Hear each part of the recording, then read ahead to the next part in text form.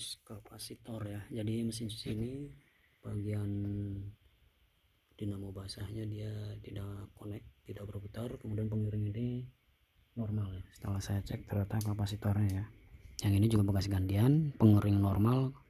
Untuk kapasitor jalur buat mesin basahnya dia nggak connect, ini sama, ini udah nggak connect yang ini ya.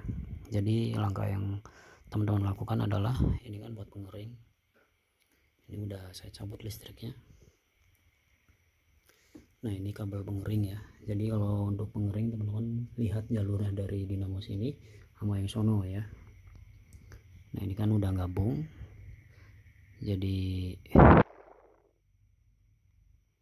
ini yang gray ketemu gray ya.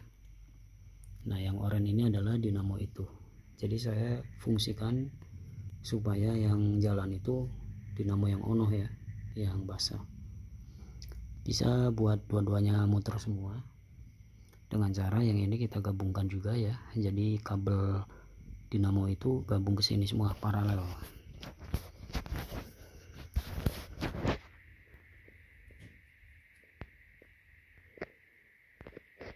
Nah jadi yang merah ini kita kosongkan ya, karena udah mati ya. Jadi sebenarnya di dalam ini dia kapasitor itu misah ya teman-teman, untuk 4 UHF sama ini yang 10. Jadi ini semuanya saya paralel, sesuaikan dengan warna aja ya. Coba kita colokkan. Misalkan teman-teman darurat mau nyuci ya, ataupun buat ngetes dinamonya normal atau enggak, seperti ini. Jadi nanti saklarnya di sini ya, jalur pengering. Di sini dia tidak akan muter ya, karena kapasitornya itu beda ya. Nah ketika kita putar jalur ini, dia akan muter dua-duanya ya. Tuh. Ini kan tutup switch otomatis. Nah terus bagaimana kalau mesin cuci saya boros kapasitor? Nah caranya seperti itu, cuman nanti dia nggak bisa bolak-balik otomatis ya. Jadi biar kapasitor ini bisa digunain, dicabut dulu ya. Jadi nanti nyalainya ini nanti akan yang berputar sebelah sono, ini enggak nyala ya. Tapi kalau misalnya teman-teman dibikin saklar tambahan lagi lebih jos ya, buat switch on off gitu ya. Jadi ini main kabel aja dulu.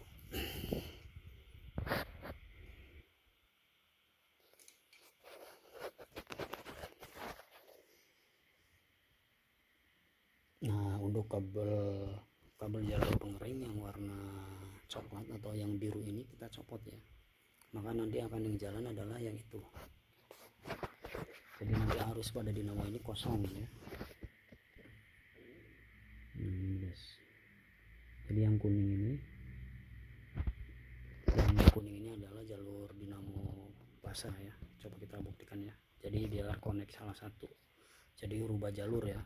Ini rumusnya rubah jalur kapasitor.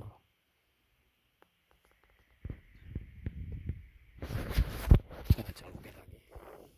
Jadi kalau khusus buat darurat, tapi kalau misalnya pengen normal dua-duanya ya ngadu ganti kapasitor lagi, cuman nggak bisa lama ya. Pantesan banyak jasa servis mesin cuci karena gitu, kualitas kapasitor sama dari pabrik ini tuh beda ya. Nah ini tetap nggak fungsi ya. Jadi nanti kita putar yang ini, maka yang putar ini tidak akan berputar. Tuh. Ya, matikan tuh.